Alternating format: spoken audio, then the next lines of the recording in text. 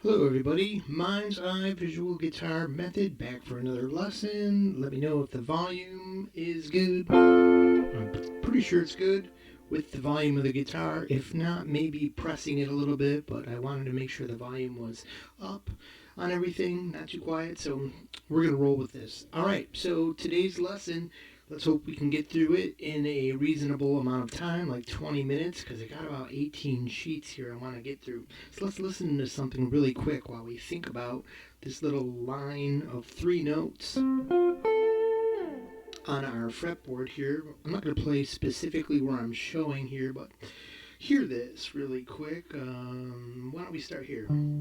Actually, right where I have that.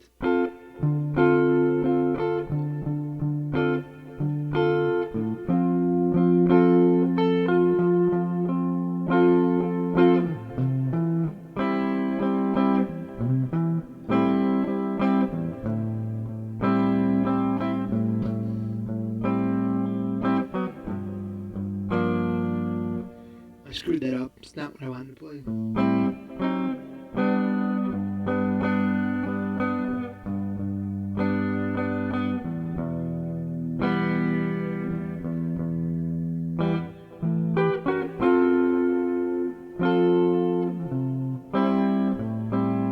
So anyways, what I'm playing here is a bunch of relationships, and they're all related to a little line of chords like that, and that's what I'm going to show you today, this really cool relationship um, between relative uh, chords in this scale or any scale. This is, let me not get too ahead of myself and just start rolling with the punches here. That's not even the correct term, but anyways, before I hit stop and re-record, let me just try to go on here without talking too crazy. So we have this line of notes here, this simple shape of notes. Not even worried what the notes are, but concentrate on this for this lesson. Now here's the 12th fret on my guitar, since I got this non-dotted fretboard here that we're working with today on my favorite guitar. So we got the 10th fret here is where this is on the diagram.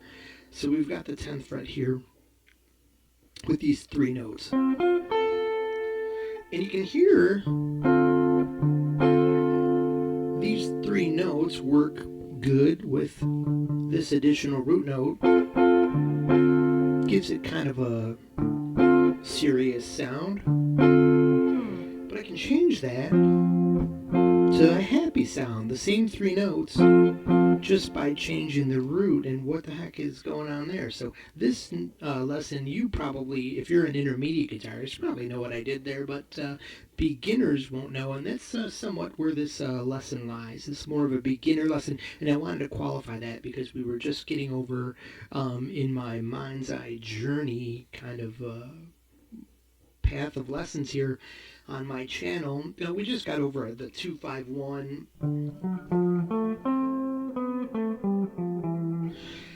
lesson the other day, getting into some more advanced concepts, but here we're backing it down a little bit, bring the some newbies up to speed here. So that's three notes. Let's start playing the super simple shape of three notes, and no worries on what the notes are. And here's something amazing. This simple shape can be major or minor. And that can get you from here, you could actually take this into any mode, all major and minor scale chords. That means all the chords that come out of a scale, major, minor pentatonics, arpeggios, intervals, and more. And it's easy. So let's start did I put the L in there? Let's start with roots. And so we're going to go over, I'm going to show you all of this today in this lesson. So hang on, I think it'll be pretty amazing, but we do have to move quick through here. And someday I'll learn to offer all of these as PDFs, downloadable PDFs. So if they go by a little fast, you'll have something a little more than just having to pause the lesson and stare at the screen or something like that. on the very last sheet, I made it a little bit long, so that probably wouldn't print out very well. But anyways, here we go. Here are the intervals we can consider. Let's find the roots. There's always 3 local roots. And this one, if we choose this root for this, it's going to be a minor. Why? Because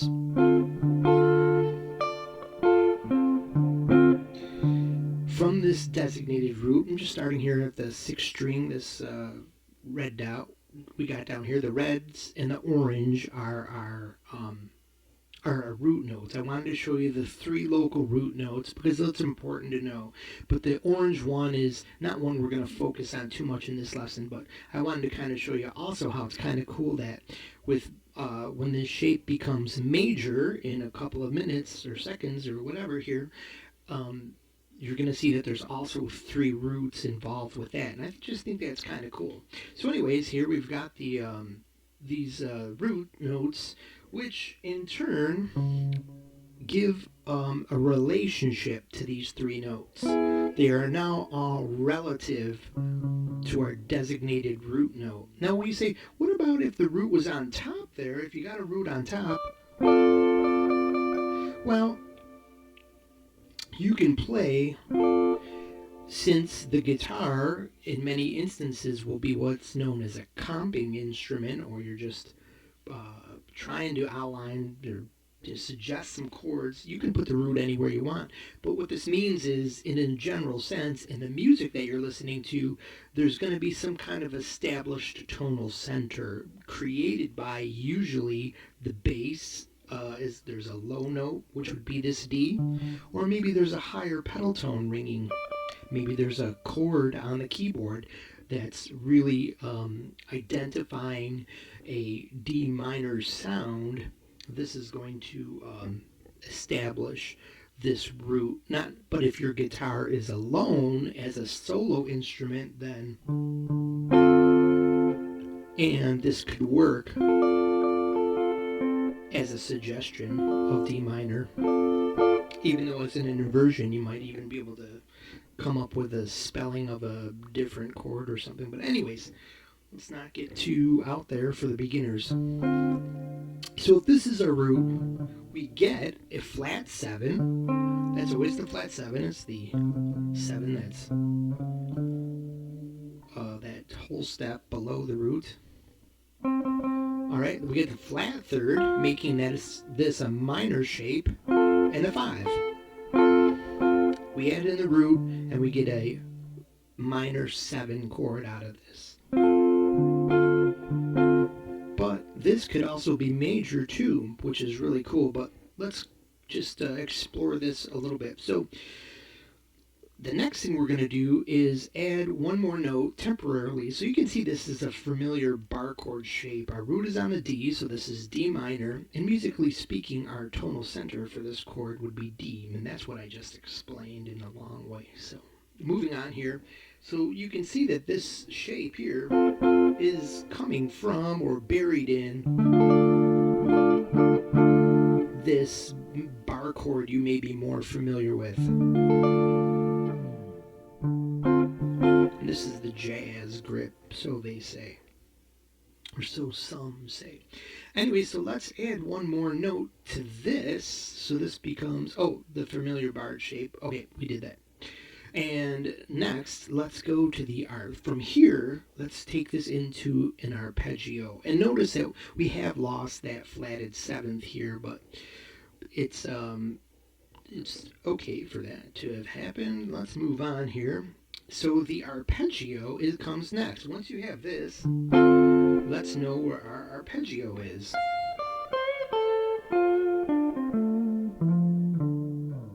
So that's going to help whenever you're jamming and the D minor. Hey, you happen to know it's a D minor chord. Okay, you can comp really quick right here.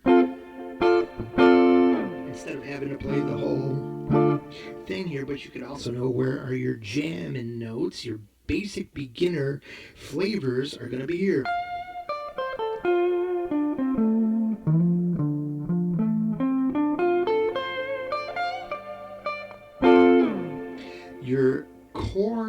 notes are the root 5 and flat third of this D minor situation.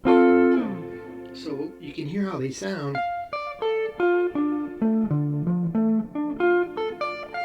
They work as jam notes, and you can tell that these are the strongest notes, the workers.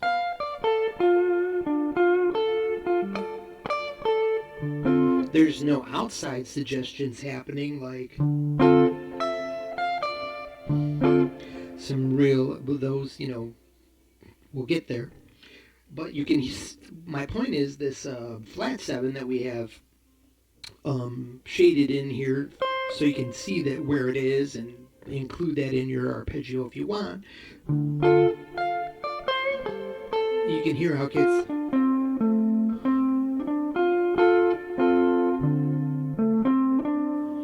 a little bit of a worker tone to it to my ears.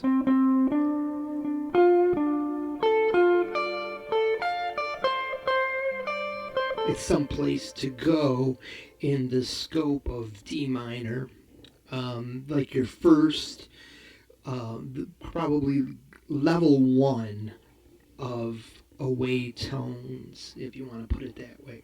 Something to think about for you out there in learning how to jam world. All right, so next, where were we going next? From the arpeggio that we just went over, let's go to pentatonic. We can expand this, right? You should probably, hopefully, have noticed. We'll go back there for a quick second here. You can see almost how, like, hey, yeah, that is like almost the pentatonic scale. And if you were reading the bottom of the screen that I didn't, you would say what interval is missing and what do we get next? Yes, if you guessed right, you say, hey, that looks like a pentatonic scale. And if you know what note is missing, even better. You're probably just laughing along with the information here, or just looking at it like a roadside accident or something. But anyways, we have... You can hear how the pentatonic...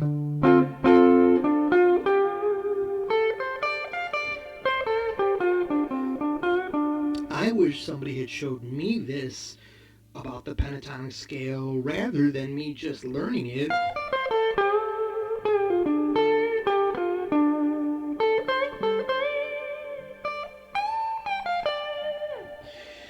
Super cool to jam on, but I never really understood until years and years later when I started kind of on this journey where the worker tones are. And that's really a very late model understanding for me.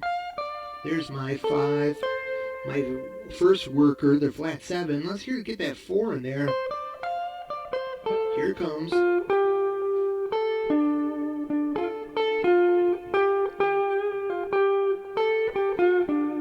Now, I'm going to give you a little information that maybe will come up, or is designed to come up a little bit later in the lesson, but I think it's good to bring it up right now. What you heard me doing there, and goes along with me, realizing the importance of knowing all this information now, is if my line sounded like, to me, I don't know what they sounded like to you. It could have sounded like crap, but I was more pleased than a typical just random noodle just landing anywhere. And that was because I was playing with something I call intentionalism. Intentionalism. It's one of them ism words that everybody's so up in arms today about. Like, this ism and that ism is so bad, but let's not go there.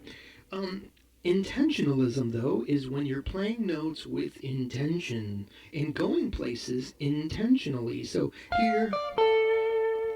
I ended on the 5, and it was pretty, very normal. And it worked, but it was just a bunch of worker tones, and there was no step in there, which would have sounded cool. Like, that sounded cool. There was a step, and that step was a little bit outside flat 7. Well, now we don't have... Considering the intentionalist idea behind this flat 7 being somewhat of an outside step is a little ambiguous because we have no reference chord in the background that I'm jamming over right now. So it's I would think that a brain is really going to concentrate on the just the basic triad.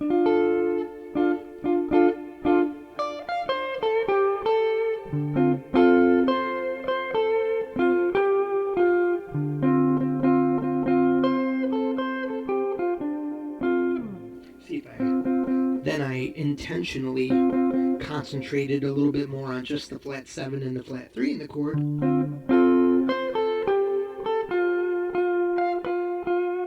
And it maybe was working less as an outsider. However, there's that 4.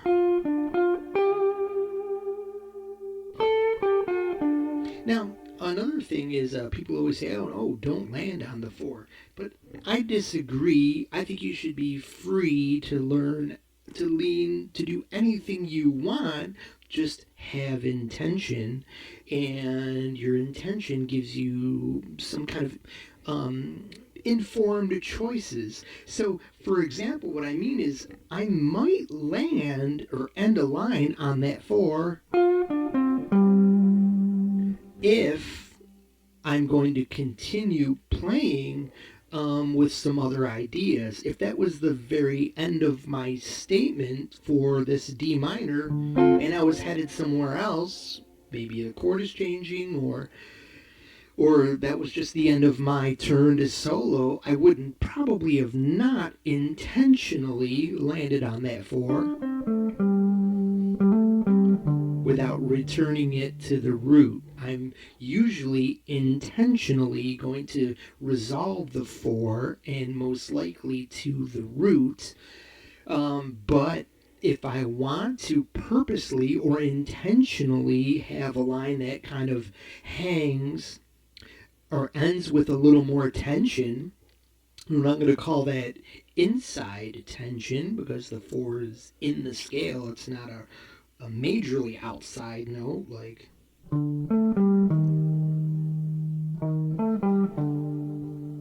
that was a half step up from the root or the flat 2. So anyways, there, I ended on the 4 because I'm going to go.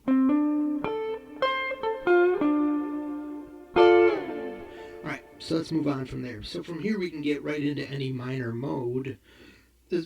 Hold on a second. Let me read from the top. So we added the one more note to get to the pentatonic. Here we can see the missing note is the 4. This is valuable information when improvising, which I just went over, the intentional way of improvising. So the 4 is like your first real away note, if we consider the 7 to be, I guess, somewhat inside the flatted 7.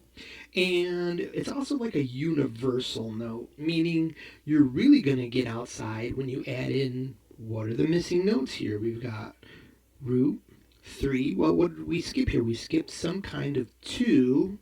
Then we got 4, 5, and we go right to some kind of 7, so we're missing the 6. So the 2 and the 6 in the scale, as referenced from the root being D, whatever 2 and whatever 6 you choose are really going to provide the first real flavors to this.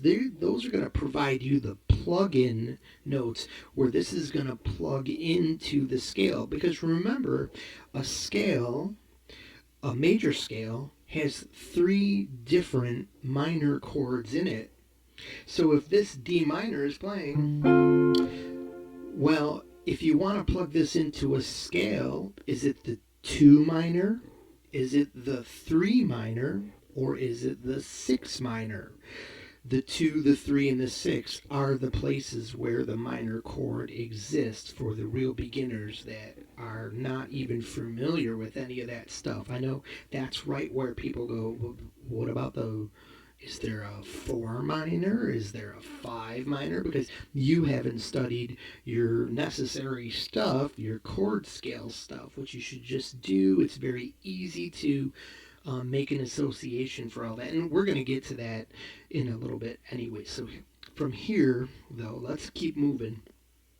We can get right into any minor mode, which is basically what I was just alluding to.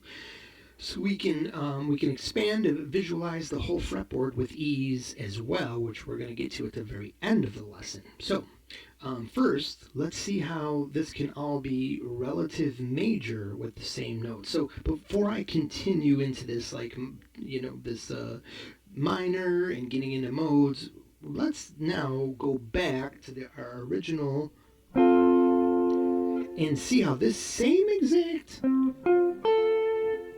set of notes, this should be F, A, C, because D, F, A, C is this minor, D minor that we're talking about. Now, think about that. If you know your chords, you should have just had and you're new to this, maybe you just had a light bulb moment go off and say, well, wait a minute, you said F, A, C is there. That F, A, C, that's the three notes of F major. What are they doing in this D minor chord? Well, D is D, F, A. And if we add in the 7, it's D, F, A, C. Remember, all these intervals follow this.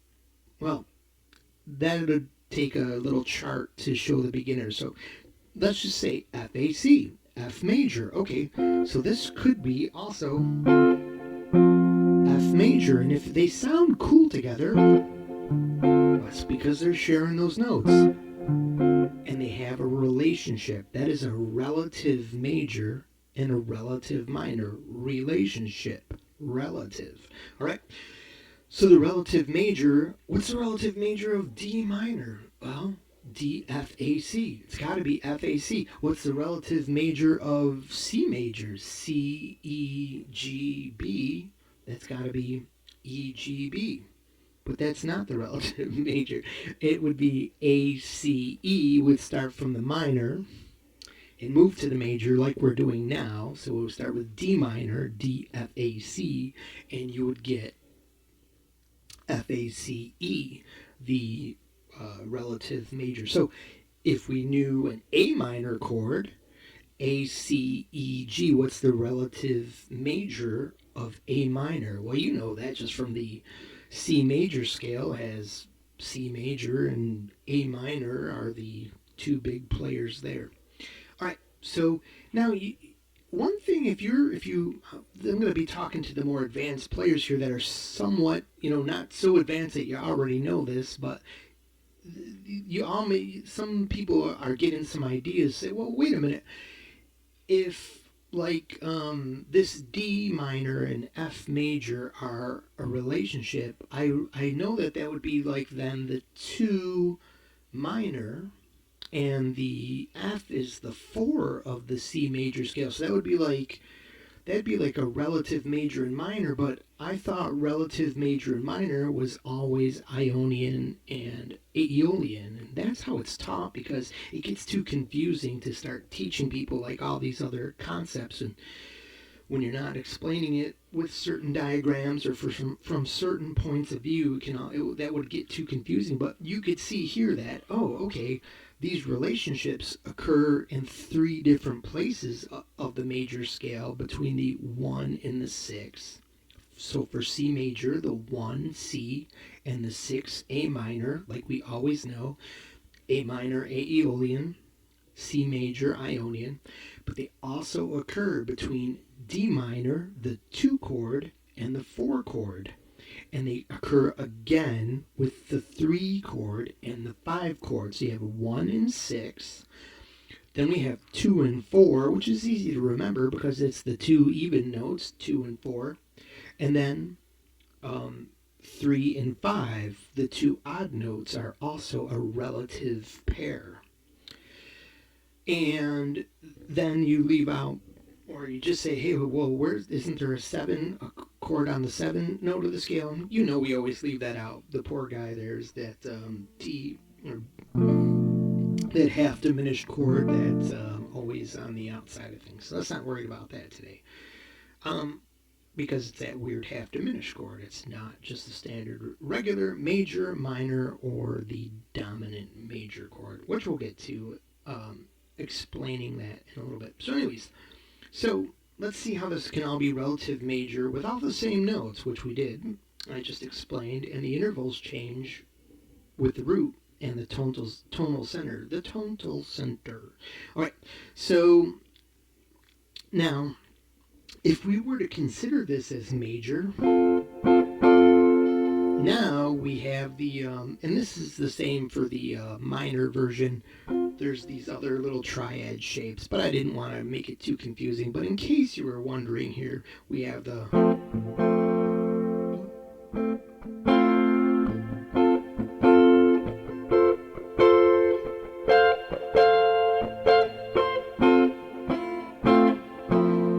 So with some sloppy playing there, you can just hear the relationship between those are all just F, A, C, A, inversion of F, A, C, another inversion of F, A, C, the original F, A, C.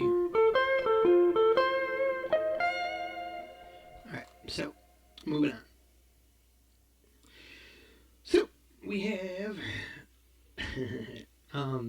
we have the same three notes as the first example, and hey look, this time we get a root forming a complete triad major shape. Seventh chord will come later. So what I'm saying here is now when we consider this, if our bass player was thumping an F, suddenly these intervals would be 5 root 3, and so that root should be an F note. There's our F. There's our F.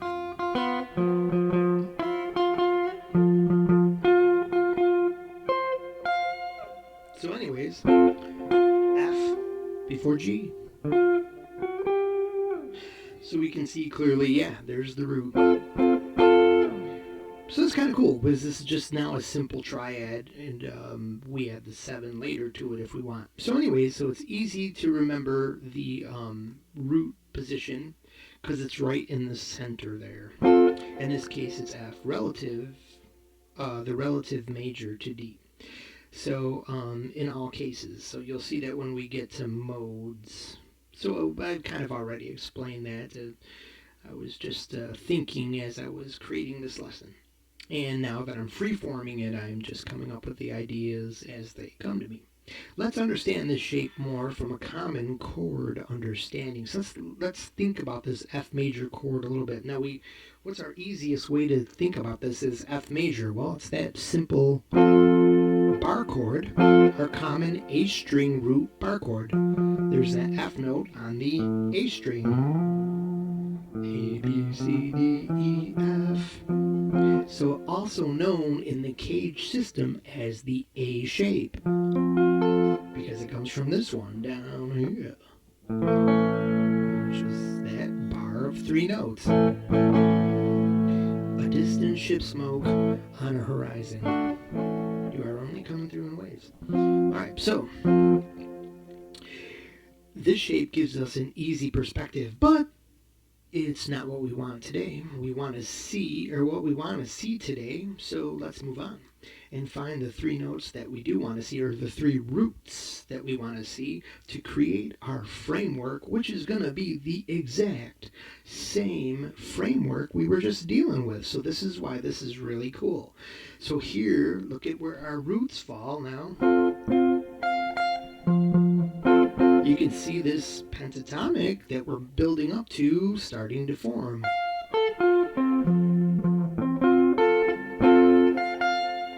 Alright, so here are the 3 roots in green, all on the F. So F tonal center is implied.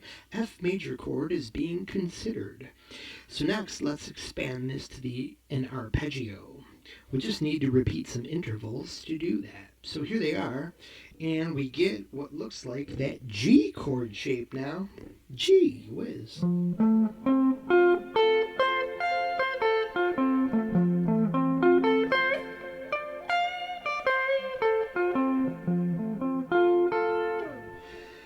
Cool. We got it up in arpeggio for whatever that's worth. So And that's cool.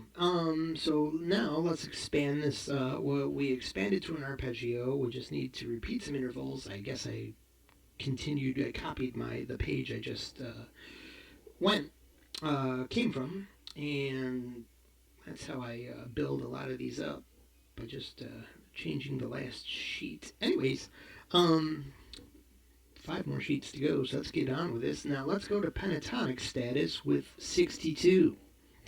What did I just say? 62 what?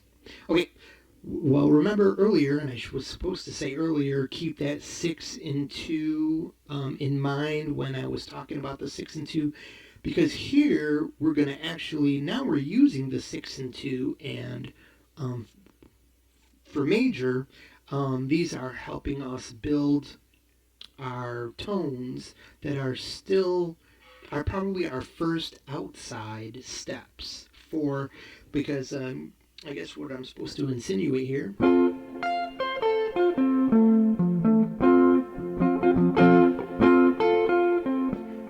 in improvising talk. This is going to be your most obvious choices for the beginning of the basic home notes of your improv are going to be the root 3 and 5, and here they are in this part of the early pentatonic shell. So we need a 6 and a 2 to complete this. And then we'll get to the 7th chord status when we'll get to the 7th chords later when we get to scales and modes, but first, pentatonic. So let's go. So you can see here, with because this F major, like we discussed earlier, is only a triad, not a 7th chord, has no 7th yet. That means that we're missing 2 notes, as you can see here, to get to the pentatonic shape. They are here, and here, and then here. So, let's get to what those are. Those are the 6 and the 2. You can see them outlined here. So now we can play with intention.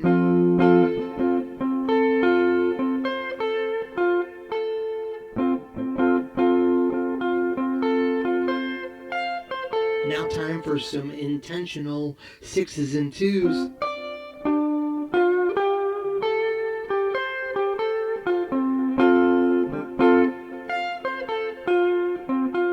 Inside, outside.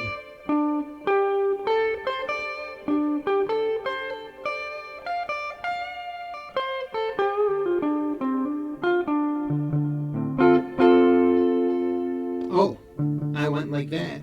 So I changed that into minor again. But anyways, because it quickly got to back to that minor sound, because it is basically known as the minor pentatonic shape for that reason.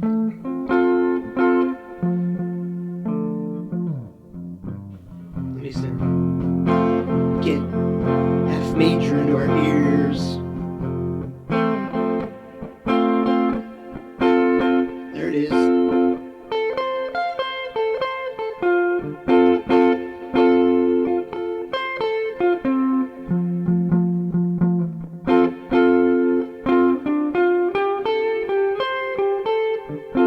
So it's kind of like when you add that 6 and the 2, you kind of still need that background F to really maintain that F root tonality, tonal center that we were talking about earlier, or it quickly starts to go, hey, is this actually D minor? Because it kind of sounds like D minor. But anyways, there we go.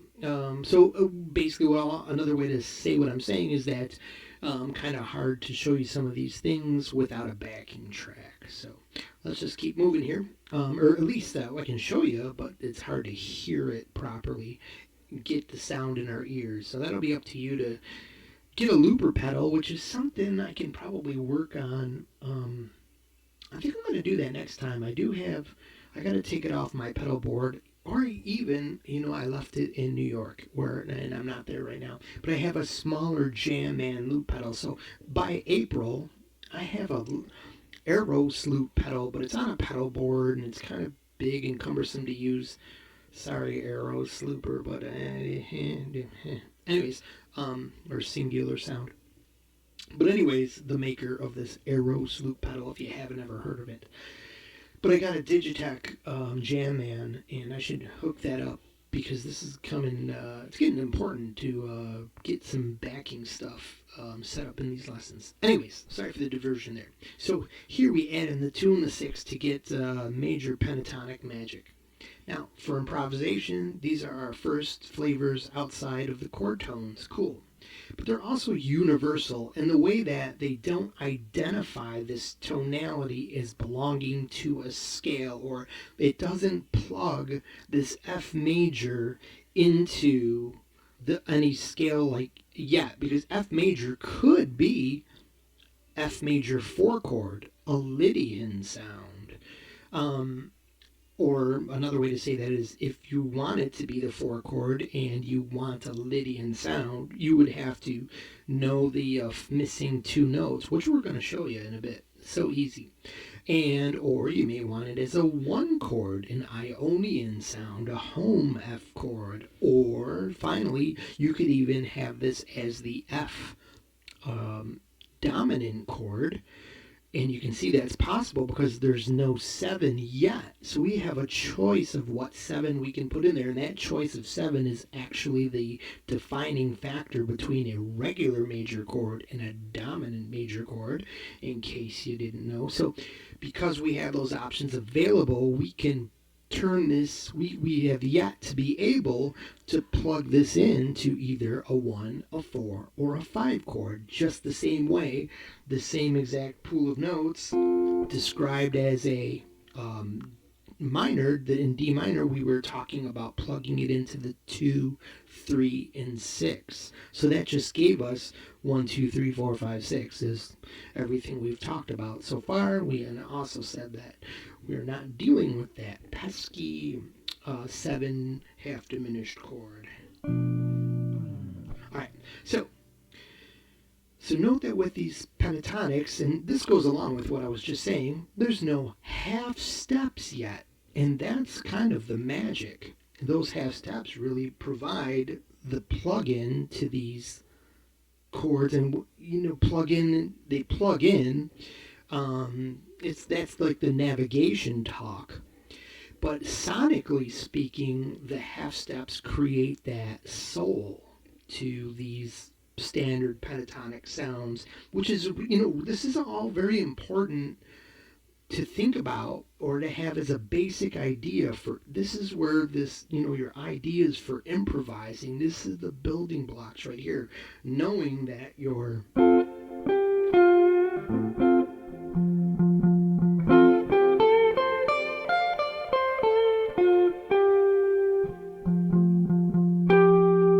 that kind of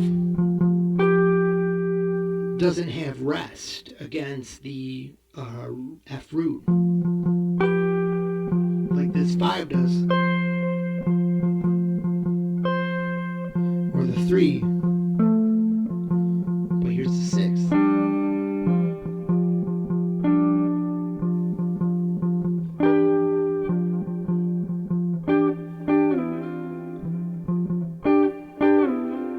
I'm sliding too far there. That sounds more like resting, even when we have a 5 on top. Well, on top meaning on the as looking at the fretboard and the root, but 6-2, then away, tension, and release back to the root in the 5.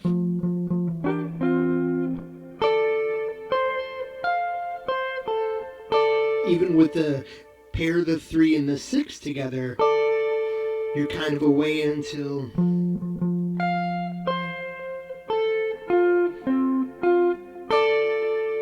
it's kind of like a different place.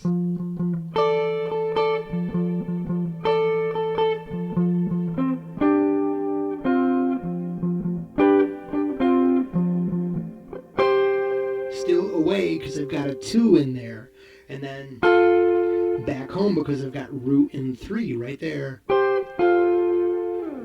No one ever, I just never knew that. And what it left me with no intentionalism possible when I just knew the pentatonic as a pattern.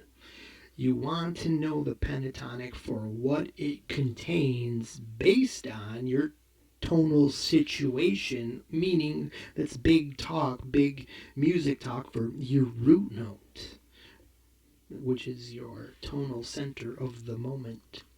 So, also note with these pentatonics, there's no half steps just yet. Keep in mind where these roots are.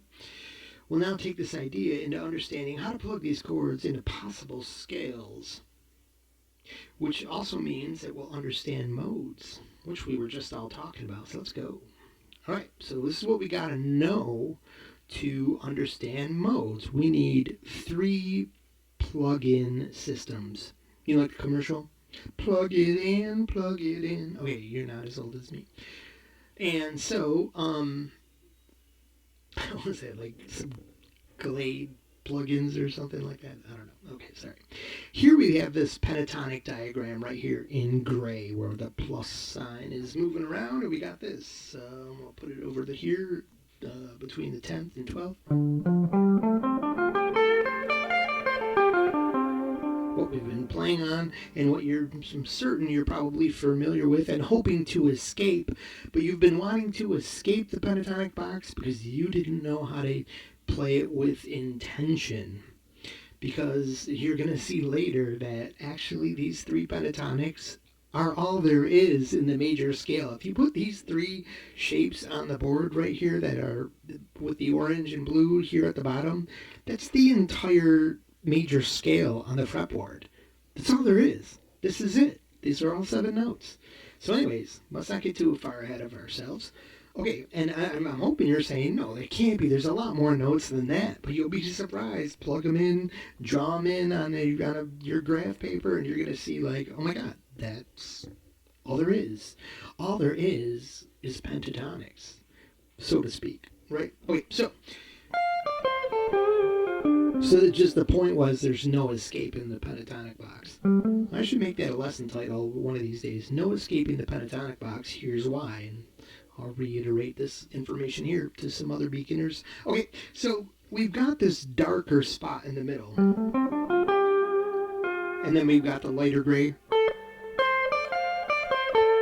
I like to think about these as like 2 separate pieces that fit together to create the pentatonic scale. And this is the 2 patterns that repeat all over to make the pentatonic scale, if you map it all out on your fretboard. But we want to think about it today because on the darker square here, we hang our notes on the outside, our plugins. Remember, we only need 2 more notes. 5 plus 2 equals a 7-note scale. We only need 2 more notes to plug in to create these scales. Where we plug them in is going to create whether they are just to pull some examples out here out of random air, if they're Aeolian or if they're Lydian or if they're whatever. Okay, so here we go.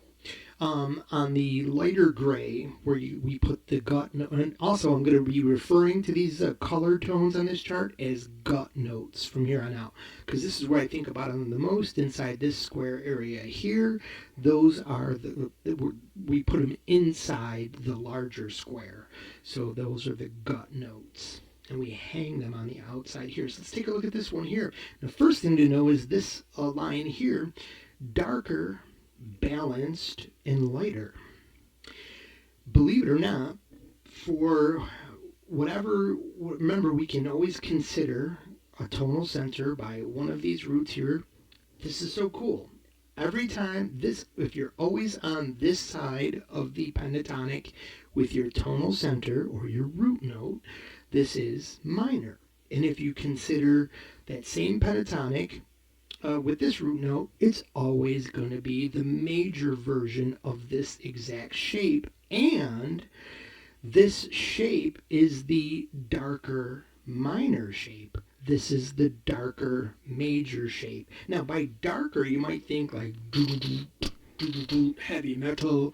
And maybe that's true with darker minor being the possibility of being Phrygian.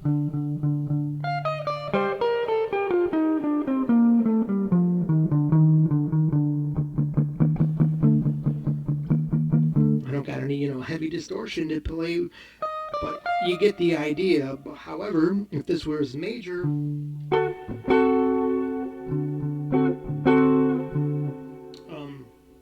screwed that up. I wanted to play here.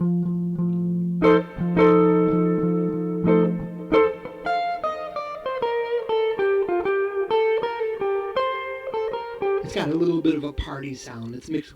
We're gonna see later how that's. We just found out about our two darker minor is Phrygian and darker major is Mixolydian, but it's not necessarily. It's just a little bit kind of more funky than regular standard Happy Birthday Ionian major. But still, we're going to just pair it up with this side. It's always a little bit funkier or darker on this side, and the other side of the scale is always lighter. And here's something to know here.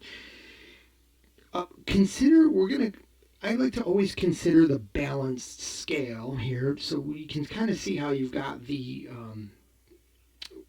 let's talk about this orange X and Y here. You have, and that's just to differentiate the two different notes here without giving them any identification because they're universal at this moment. So you have one on the left and this one on the right. And if you just slide this one over one, you get the darker. And if you slide this one over to the right while keeping this one in its place, the same thing like we kept the X in the place over on this side, you can see here, okay, one move, one note is what differentiates these scales from becoming lighter and darker. That's important stuff to know that, if you want Lydian, this is why you can, some of these notes sound like maybe bad notes or wrong notes or avoid tones or whatever, because you can just with one slip up be kind of changing a deep emotional idea that comes from these scales. Or another way to think about what I'm saying here is some of these emotional changes, this lighter song that you're going to create this something like a Joe Satriani type of Lydian jam song, like he is quite famous for, or has just made good use of. That's probably a better way to put it. He's made a lot of use of Lydian. This is just one note that he chose to change to just take his song from a sort of more normal sound of Ionian and make it something a little bit, put that something in there that gave it that, hey, cool sound, what's going on? And it was just one note that did that.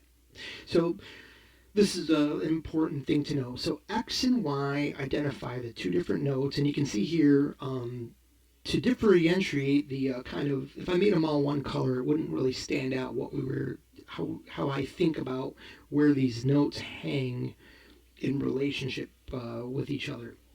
But the X and Y shows you like this, the X, it's the same note and the same note there. So, and of course the sixth string is always the same, so that, you can see it's the same on every scale here. Okay. And so, that being said, just kind of take a look at these patterns and get familiar with them, and hopefully you just already say, oh yeah, I know that scale. My guitar teacher taught me. But I never knew why it was different from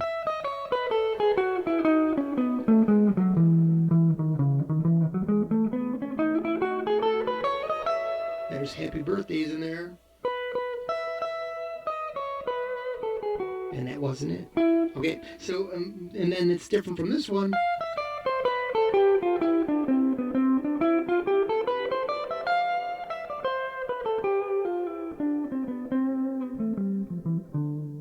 And this creates our pairs. And another thing is we're just talking about the same pairs I was talking about earlier.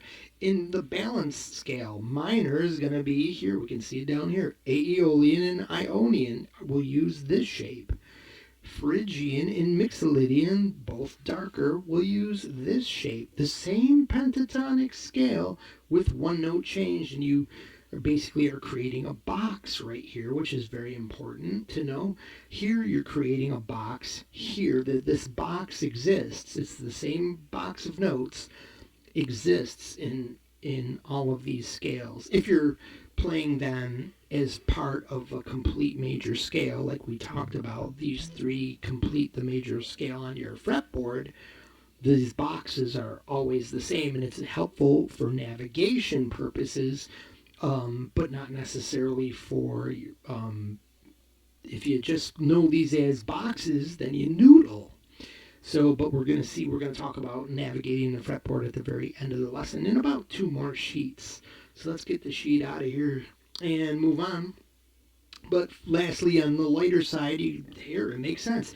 Dorian and Lydian that we talked about earlier are the lighter versions. So cool. There's some really amazing geometry there showing up and making things easy and memorable if someone will just show you on some graph paper like we do here at Mind's Eye Visual Guitar. So please remember to tell your friends about Mind's Eye Visual Guitar, and tell your friends about the great House of Guitars. And no, don't tell them. They don't pay me to advertise, so I shouldn't advertise for them, but pretty cool store if you're ever in the Northeast. And so, be sure to check the links below for throwing us a bone here. Throw something in the tip jar, which is called Buy Me a Coffee. That's so appreciated and so important. And just keep in mind, nobody throws a tip jar in there. So if you do, it's noticed and super appreciated, and I appreciate that very much.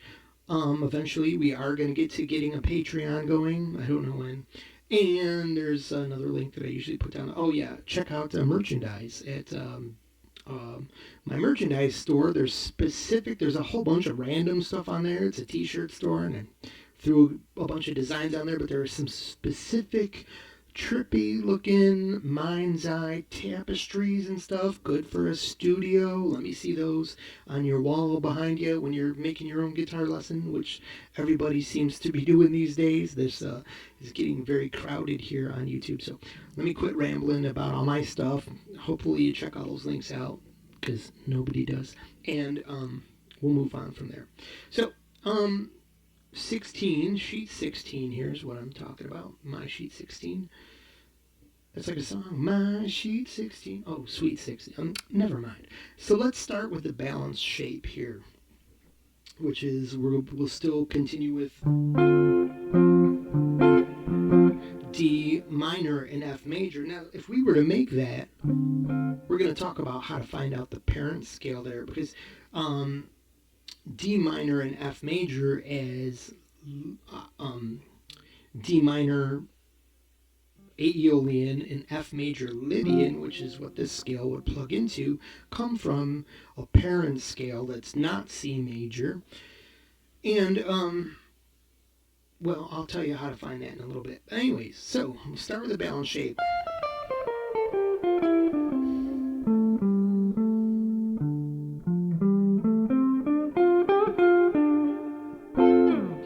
So here, if our tonal center is on this, where the green note is, the D, playing the chord 2, so we got a D7, D minor 7 happen, D F A C as we see up there.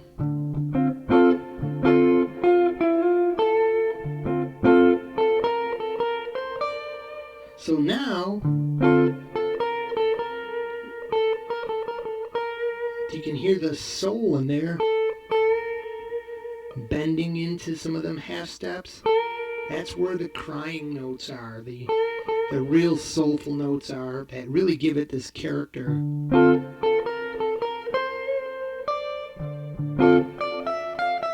And they have intention to them. They're intentionally plugging you into,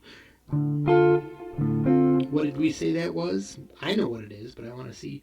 If you are struggling, you'll say, okay, balanced minor, that was Aeolian. Okay, cool. So that's our Aeolian sound.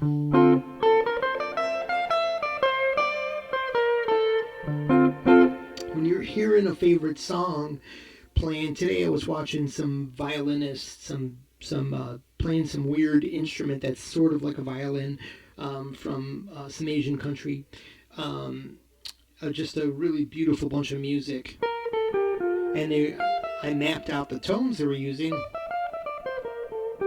I could tell it was, I got that, and I got that, and I knew she was playing in Aeolian.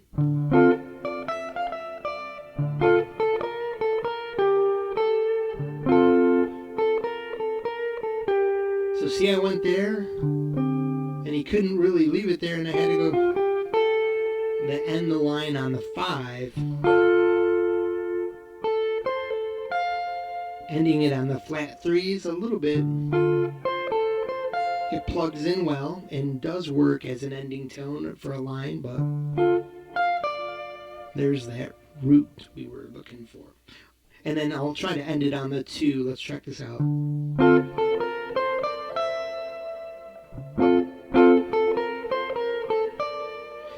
Not too bad. I'm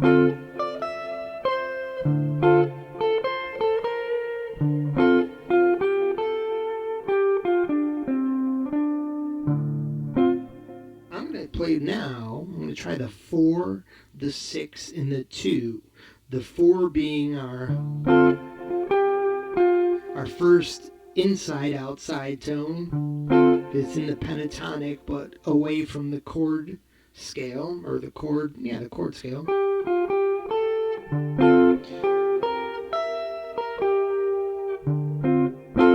So you see how if you're noodling and through the scale and you just went, I wasn't so happy with that line, and here's why. Now I know why I wouldn't be so happy with that line. There were too many outside tones. There was no intentionalism. It wasn't going anywhere except outside. So it had no resolve whatsoever. If your goal was super tension at that moment, because your next line was going to be, it might work.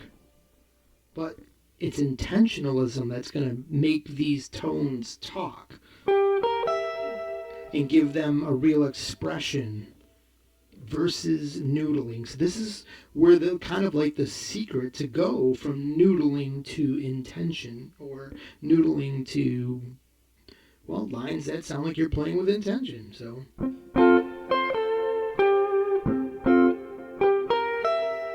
see, it wouldn't just do that. That was like the call and the response, but the response was all tension. So it didn't sound, it sounded like, oh, that's why you can play notes of these scales and sometimes they don't do anything if you don't know what you're playing, and then you have no intentionalism. So hopefully I've stressed that enough in this lesson, and that could be actually kind of the biggest part of this lesson versus the whimsical geometry of everything here. All right, so let's move on. So the minor chord tones were plus the 4 were in gray, and this is the basic Aeolian shape. So let's turn this in, same exact shape, same exact pattern, but now we know where the 4 and the 7 and the 2 are, and still our outside tones when it comes to playing with the F major. So let's try to hear that.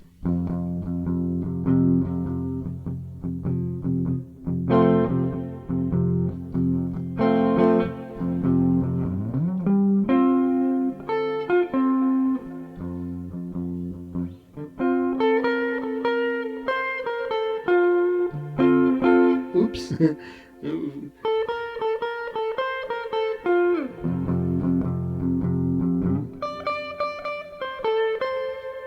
So inside, all gray notes. One, we're going to call that the universal note instead of like an outside note, because really outside would be the 4 and the 7, and then a real outside is going to be any of the non-listed tones, which would be like, you can see you can work those in, but they have to be rhythm steps. But that's way outside the scope of this lesson and something we've talked about before in other lessons. So we'll skip out of that today, but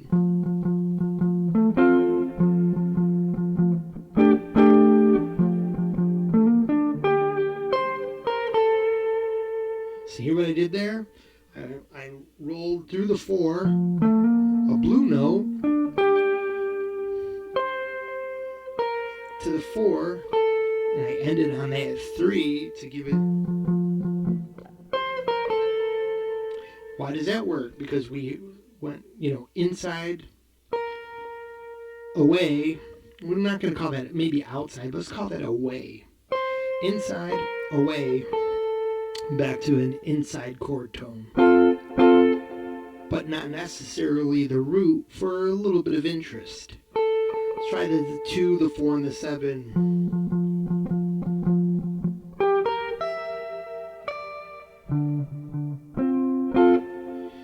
Not too bad, because we started with it, was where we may want to be away. Going away, all away. No. That sounded home, well, because we ended on the F, the root. A complete line. We went away, getting back home when we went back home. Pretty neat, huh? And it was, a line that went in different directions, but it ended up somewhere intentional. Pretty cool, huh? So I'll read what I wrote here. That's the same everything. When the root is reconsidered, we get relative major. How cool is that? And the gut notes 4 and 7 give us Ionian. And so we saw, and what's important about knowing, because I could just tell you that, and I know if I saw this lesson, I'd be like, well, cool, but who the F cares if that's a 4 and a 7? What does that mean to me when I want to jam? And this is what it means when you want to jam, the intentionalism of choosing these specific intervals, knowing, the reason why they do what they do. A chord tone plugs in to the chord tone and makes you sound right, but it makes you sound vanilla or your favorite plain flavor. And the outside notes take you somewhere, and this taking you somewhere is the same as when people are talking about call and response or tension and release. This is what they are talking about. Okay, so when we're done, we'll take all these across the fretboard. So let's get going to that with the magic square concept. So if all this interval talk has you bugging out, you're like, well, 4, 7, 3, 6, and 2, how am I going to know all this? And I'm going to show you right now. But before I do, also keep in mind just something interesting to know. It kind of doesn't matter, but you just consider the gut notes and one of your pentatonic shape that's usually right here and possibly right here are your your tension notes. But something kind of interesting is the 6 and 2 are your level 1 away notes in a major context, with your 4 and 7 being the fullest away. Now the opposite is true in a minor. Your 4 and your 7 can be pretty much that's your first level away note, and your fully away notes are your 6 and your 2. So you see it's opposite. 6 and 2 and 4 and 7. So you can kind of associate minor with 62, like we talked about earlier when we mentioned that weird number. And major is 47. All right, so moving on. If all this interval talk had you bugging out, like we just bugged you out, we've got this simple chart is all you need to know to understand when anybody talks about intervals. Root. Let's hear it. Let's start with a root, an F, a flat 2, a 2.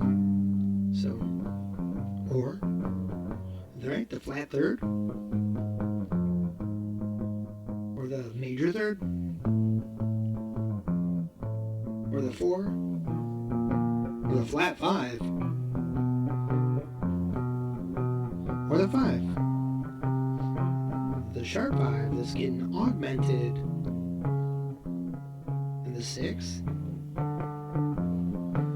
some pleasing, some consonants there. The flatted 7,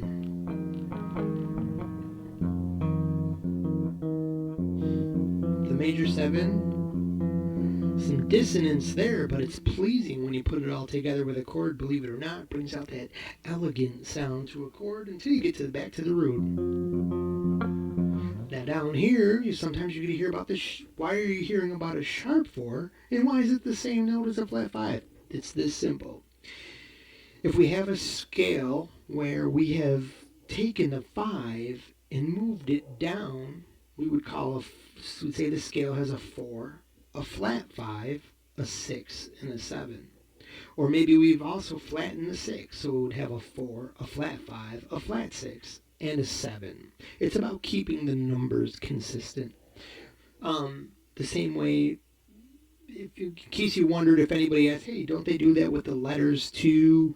Why they call them sharps or sometimes flats? Yes, it's to keep consistency between not having 2 of the same letters or same numbers in a scale. It can be kind of important to think that way in certain situations.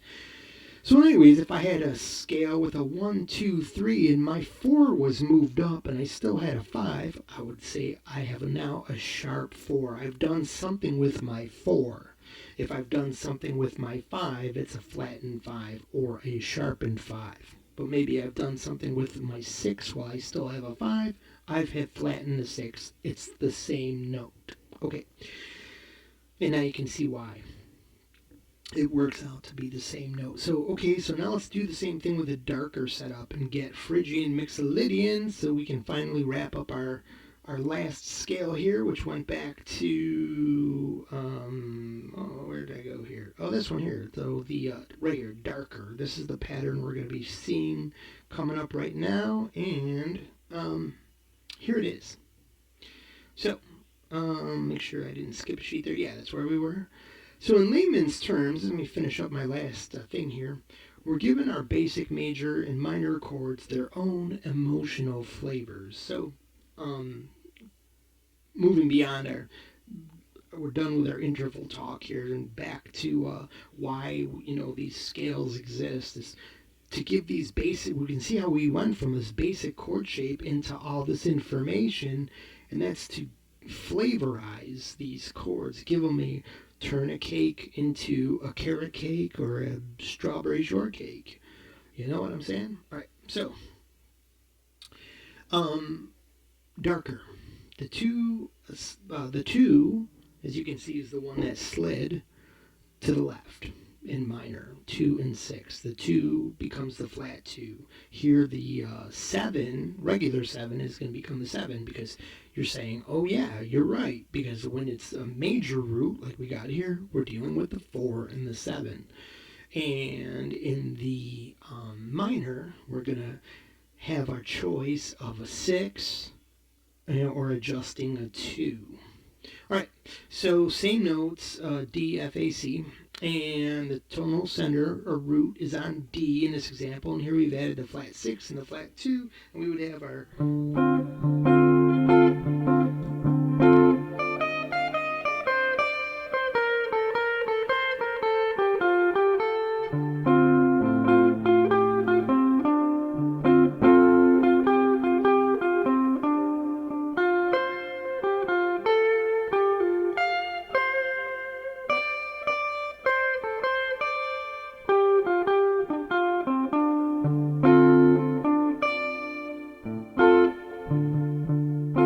came up with all those lines that I just did. If there was any kind of, movement there, is because I was playing with intention. I was trying to get my flavor in there by gracing over, walking past the flat 6 and the flat 2. You see, it's got its own flavor, very dissonant flavor over the chord, and that's why it's a darker tonality.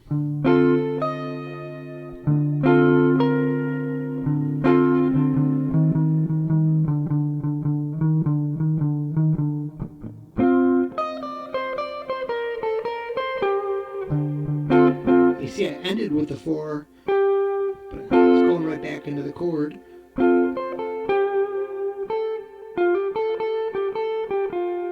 What are we waiting for? 3, 4, 3 root. Root 3, 4, 5. To go somewhere 10s. Play around a little bit, and then back down to the root. Oh yeah. Exemplify one of those identifier notes that plug this into Phrygian.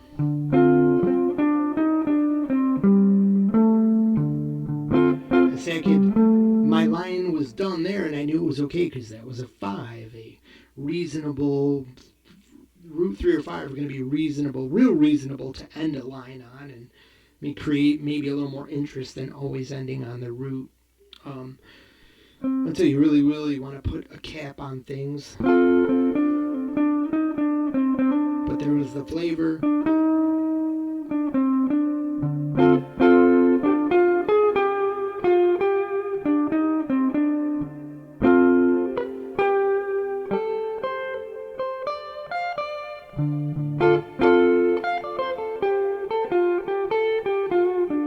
So see, I didn't plug in any of my flavors there, just to kind of stay ambiguous for a while.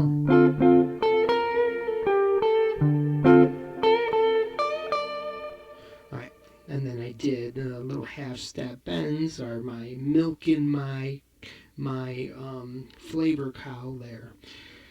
Alright, so, or half steps.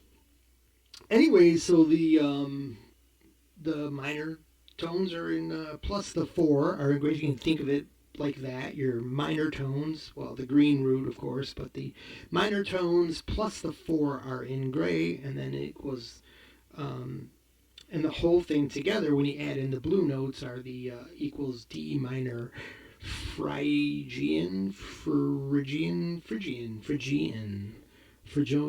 You say tomatoes, right? All right, so same everything now. But the root is considered, when the root is reconsidered to this side, we get the relative major. How cool is that?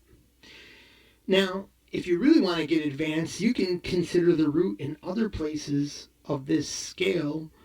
And if you realize that just down below, where this 2 and the 4 are on the screen, you could get the same notes as if you were reconsidering one of the other shapes, because this shape is just repeating itself in a strategic lateral way down the fretboard. Is like a long way to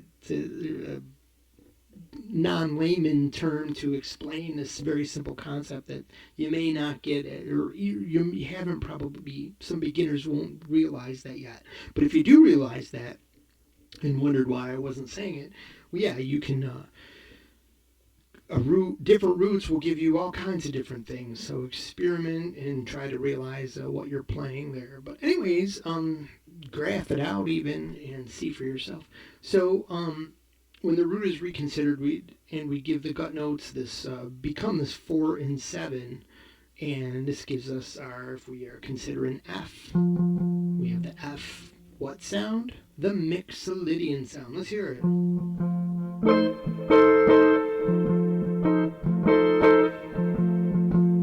The train horn sound.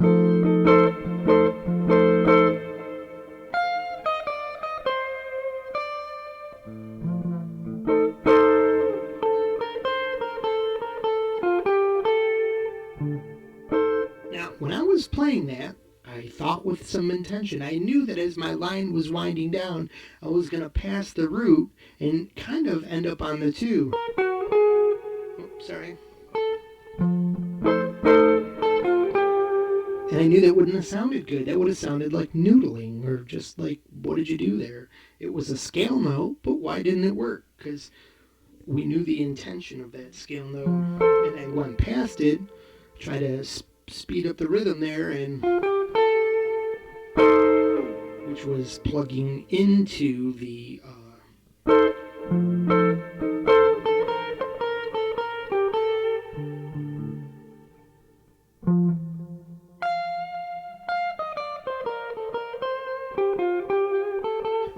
So my noodling here is turning this lesson into an hour-long lesson that nobody's going to watch because it's listed as an hour-long lesson. So let me get moving here because we still got some pretty heavy-duty stuff to cover here.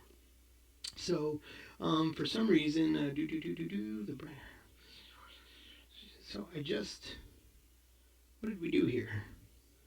Why do we got the, didn't I just go over the brighter? We started with the, oh no, we did. We started with the, from here we did regular, then we did darker. Now, so look, it's the same thing for Dorian. Now this is Dorian and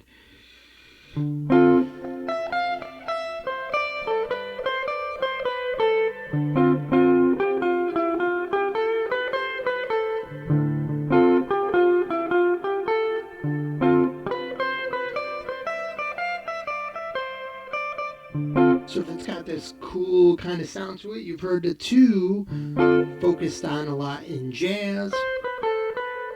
Now, don't get me wrong, this doesn't mean that this has, going to give you them super jazz licks. That's a whole nother ball game of study. But the two, that Dorian sound is what you're hearing. And it's because of this 6 right here.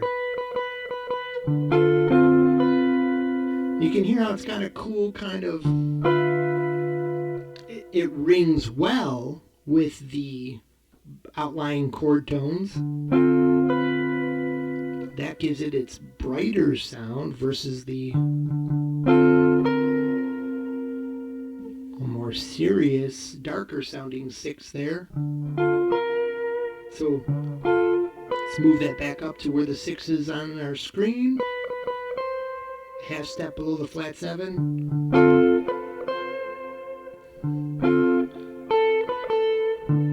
Hear that line?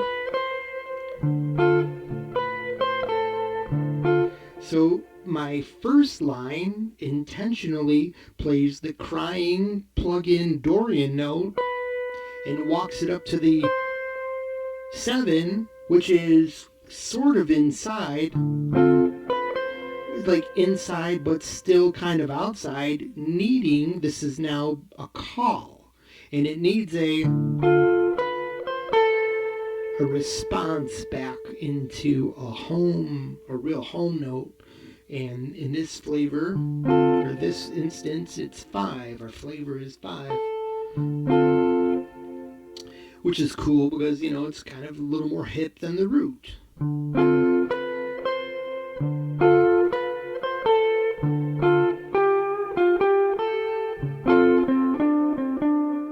Hear what I just did there? Why did that line have some soulful sense to it? Because I went flat 3rd, 4, 5, and then I ended it. I took our ending 5 and then finally ended up the whole thing, the bigger picture, on the root intentionally. Okay, so again, minor tones are plus the 4 in gray equals a D minor Dorian. I just want to keep on making this lesson longer because it gets cool to jam once you start thinking like this. All of a sudden, that's where your fun playing around and jamming is. And I hope that's what I'm providing for you out there, for everyone who followed the lesson along this far. Super thanks to you. You're the awesome, I don't know, are you a customer? I don't know. You're the viewer. You're the viewer that means a lot to me. All right. So the same everything, but if we consider now Lydian.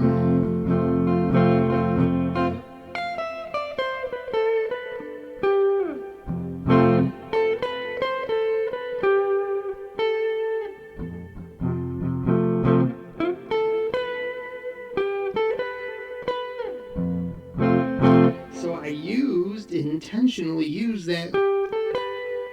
Our flavor tone is once again is this 4, because the 7 is exactly where the 7 is in Aeolian. So if you were just to play this chord,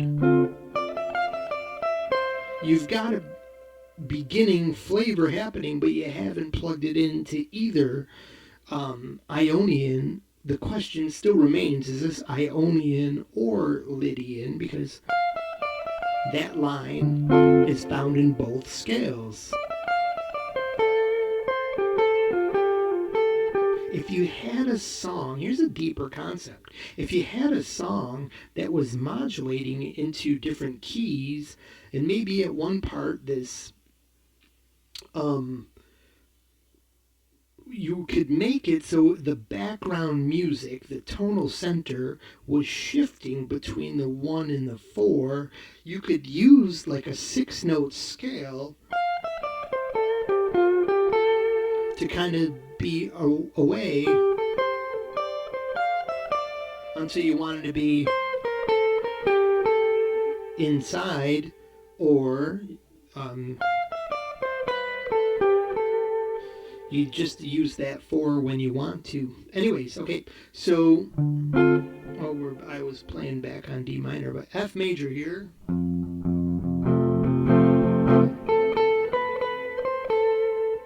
You hear that? Really cries a happier sound, a brighter sound, because that tone is lifted, it's higher. And that lifting creates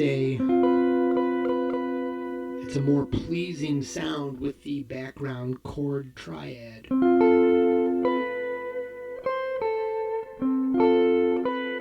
Oh, what is that?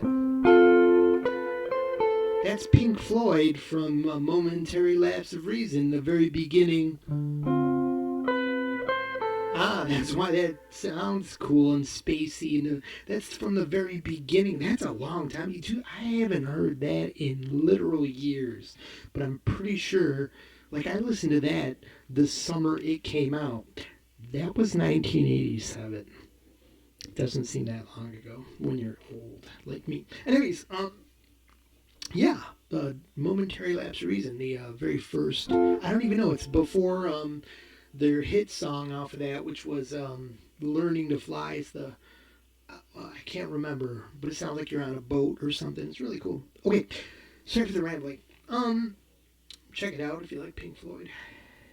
The David Gilmour version of Pink Floyd without my beloved Roger Waters. But you'll argue with that out there. I know you will, so we can't go there. Anyway, so same everything. When the root is reconsidered, we have relative major. How cool is that? And the gut notes.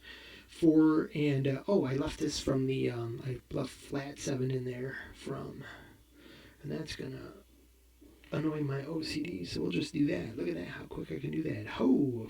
Gives us, well, 4 and a 7 gives you our F chord, the Lydian sound. Cool, right? Awesome. So, when we're done, we'll take all these across the fretboard using the magic square concept, and we can see the magic square. Where is it in this one? It's right here.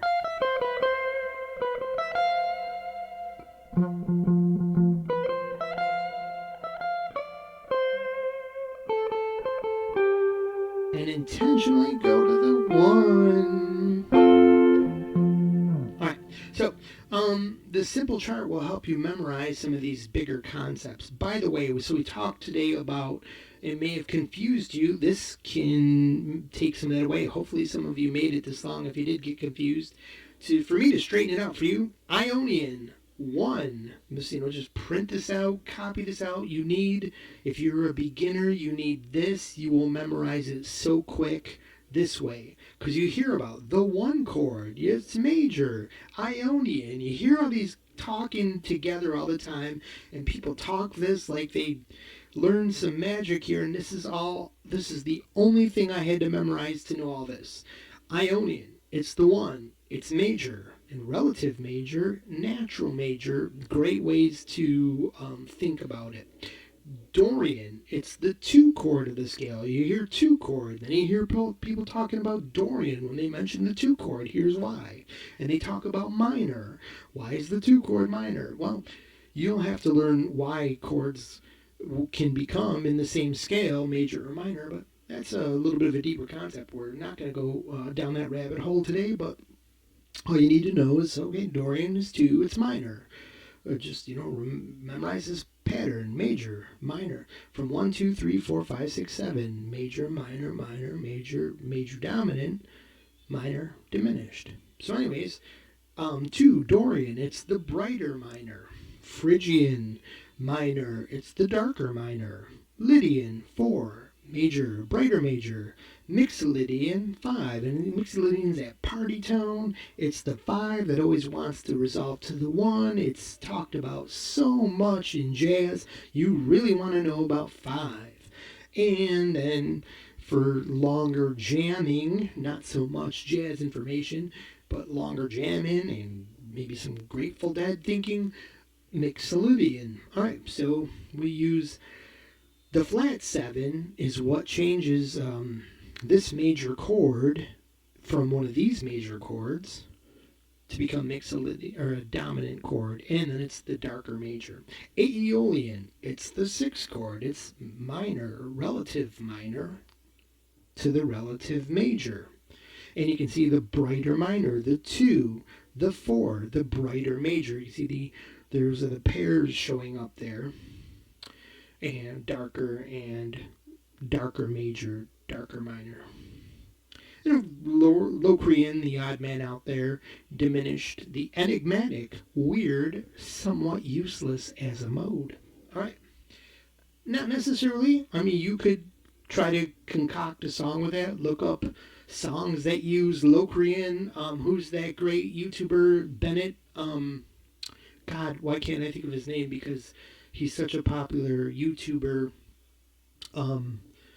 And I should remember his name because he's got so many just totally awesome videos. He's a piano player and a composer, and he's always talking about some cool topic out there. And he'll tell you about some songs that use Locrian as their mode. And some of them are questionable, that because Locrian you can kind of push it. It's one note different from Phrygian, so sometimes it's questionable if songs that people think are in Locrian are hold on a second, are actually in Phrygian. And I just realized I got Locrian, the country of Locrian. And all right, let's change that up. All right, cool. Locrian. And lastly, let's try the relative brighter sounds. Oh, I don't know, that must have been there from some other page. Our last page here, getting across the scales here. Oh man, this one's a big one, so let's keep moving because we're probably at least over an hour now. All right, finally, the magic square concept. This square, and if you've seen this on my other lessons, it's the same thing. So if you already know this and you're a long-time follower of this channel, hey, thank you for being that person. But if you don't, you are going to be amazed at how easy it is to take these shapes from one little pattern here that we've showed you how to take a minor chord and turn it into these powerful emotional concepts, and now play them all on the fretboard. Let's check it out. So you can, and now we're talking about navigation again. It's a lot of things that a lot of guitar teachers never really specify, is whether their concept is actually a navigation concept or a jamming concept. Because, and I wish somebody would have told me this a long time ago, navigation is cool for being able to get all across a fretboard, but its navigation is not musical. Intentionalism with intervals is what is musical, is where the call and response and all that jazz starts happening. So let's start by putting it all in any old place and see. So the green note indicates the parent scale of this magic square. So that's a cool thing. So let's say I was playing in D Dorian here. We just went over that. And now, but what's the parent key? Where's that coming from? Well, I know that the 2, if the D is the 2, D Dorian is 2, well, obviously it's the 2 of the 1, C. But if you didn't know that, our square tells you. There's our green note, and that's on the C. There's the 12th fret of my fretboard, the B on the second from the bottom string there, we'll call that the 5th string. No, the 2nd string. If we call that bottom one the 1. Okay, the C. So B, C. And so if we put it there, we can see the parent scale is C. And now our D-F relatives will therefore be Dorian and Lydian, as we just showed you a few moments ago. So now we want to use this square to navigate. So here is row number 1. This square works in rows. It's an octave row, which kind of should suddenly make sense. Now, the cool thing about this is they're connected by corners, of course, until you reach the troublesome G to B string tuning anomaly, which requires us to also bring it up a half step there. So, but it helps us get around because I know that this square, these two are in that Dorian shape. But if I move down here, that's in my Aeolian shape.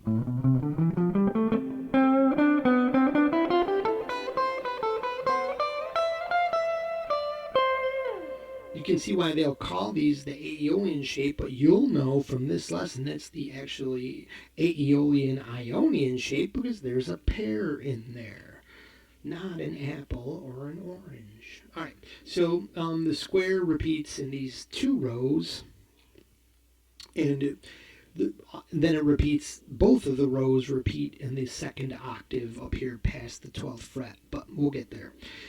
So remember, this helps you use the whole fretboard, but playing patterns sounds noodly and aimless. That we just went over that, so you'll still need to play with the intentionalism we talked about briefly. Stay tuned for our next lesson about organizing your tones and playing with intentionalism. So what I mean by that is I'll come up with another lesson, even though I spent a lot of time, probably more than I was thinking I would spend on it in this lesson here.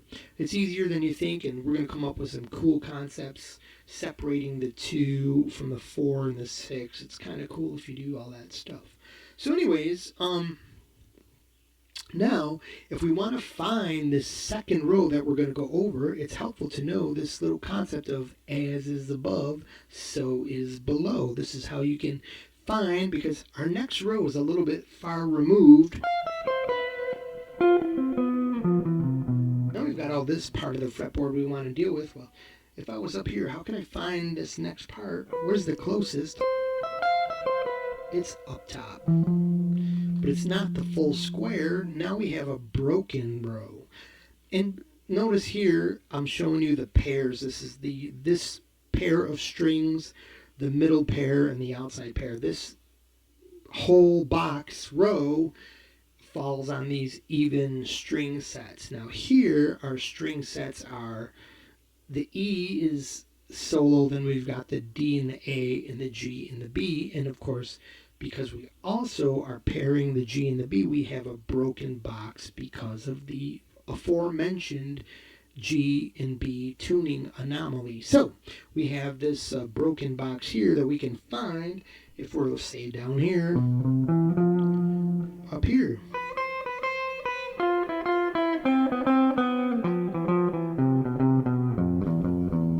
So you can see I went into my pentatonic box that houses that Phrygian Mixolydian. Now from here I move into I know this box, I view that as it being in the Aeolian. Now moving Dorian, Phrygian again.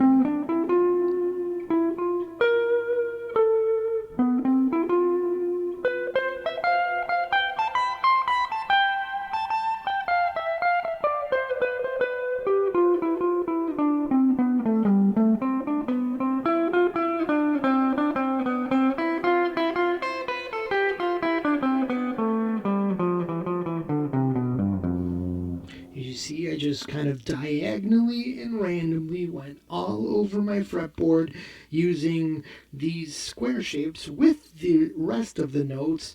I thought of it using, I visualized it using pentatonics, but I'm going to show you the first way you can visualize it. You should know this. So the missing notes, they are on each side of the boxes. You should eventually learn to see the pentatonic boxes, the 3 of them that we talked about earlier. The easy 3, right? that also plug in to complete the entire scale across the fretboard. We talked about that earlier.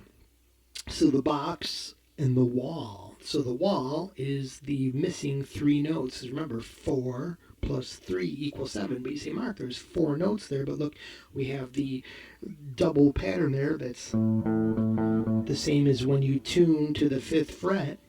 You see there's 1, 2, 3, 4, 5 frets. Difference between this, so the D and the D are the same note. So A, D, G versus B, C, E, F in the C major scale. It's helpful to see that the D repeats, so this is only 3 notes. Okay, so let's add that wall, and then we'll overlay the pentatonics, which may be easier to understand or provide more navigation understanding. Because when you view these as pentatonics, then you can put your intentionalism into the gut notes. Okay, so here is the whole scale, the whole major scale across your fretboard, made up of the 2 rows of boxes and the wall. And you, as long as you're on any box, this is what I did here. When I was on any box, I know purple box.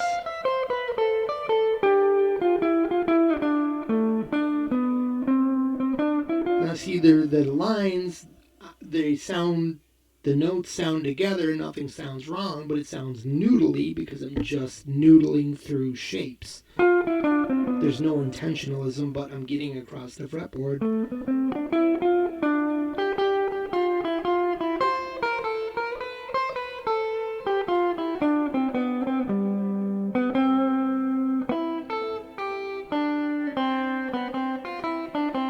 I'm way down here. I want to move away.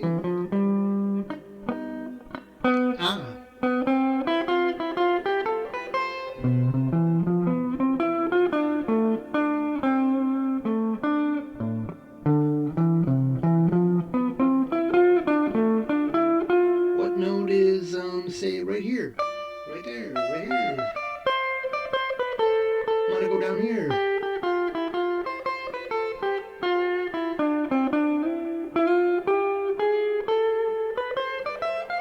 You hear that wrong note in there? But I knew where the right note was. Anyways, so there's that, just thinking like that. But maybe I was even thinking like this. So here are where the pentatonics overlay. So I'll throw a pentatonic in one spot. I couldn't just throw them all in there because 2 of them overlap. As you can see, the Dorian Lydian and the Phrygian Mixolydian are actually using some of the same notes there. But but you can see here is a pentatonic with the gut notes right in the middle of this shape. And you might not think, oh, that's pretty cool. That's where the pentatonic fits in. But if you look closely, there's more places that the same exact pentatonic shape can fit in. You are using other notes of the scale, but there it is again. And you can see when you highlight the gut notes, it's the shape we were just talking about. Oh, there's that Phrygian Mixolydian shape. And now down here, there is finally, in C, we have the Ionian pentatonic bracket. And remember, you can move this concept anywhere up and down the fretboard to play any scale imaginable, from B flat to F sharp key to whatever key you can think of out of the 12 major minor keys, or modes, or whatever the hell you want to do here. There is the end of the lesson. So I hope this really was really eye-opening for some beginners there. Once again, I'll leave this paused here so you can take a good gander at what you're maybe looking at. Hopefully there's some new person out there going, that's crazy. I can't believe I never saw this before. And that was the intention of this lesson. So here we're still in the pentatonic key of C. We can see the Dorian Lydian pentatonic bracket. Here, still in the parent scale of C, we see the Phrygian Mixolydian pentatonic bracket. In this key, the roots are on E and G in the key of C. So we see, like, you might say like, hey, weren't we doing everything in D and F? Yeah, and you can see like when we stayed in D and F and used these shapes, we were actually you were changing keys, and you could find that. Let's do a little experiment here. So when I was on D and F and I played the Phrygian Mixolydian shape, we were no longer in the key of C. But what key were we in? That's so easy. If here's my square in that shape, it's this note here. We were in the key of, we were down one note from B. The 12th fret is the same as our open string for beginners. B, move down, B flat. That's the key of B flat. Has an F as a 5 chord and a D as a 3 chord. Let's check that out. 3, 2, 1. Once again, B flat. So go put air in your tires because your tires B flat. Ha ha ha. All right. So the A and the C. Now we're back. We've done all this in the key of C. So all right. I think you get it. And I thank you once again for watching. I said all the important things. So that's the end of this lesson. You guys have a great day. Thank you for watching. If you made it this far, you're the best. And if you put something in the tip jar, you're even a better best. Have a great day, everybody. Mind's Eye Visual Guitar Method. Signing off until next time we talk more about intentionalism.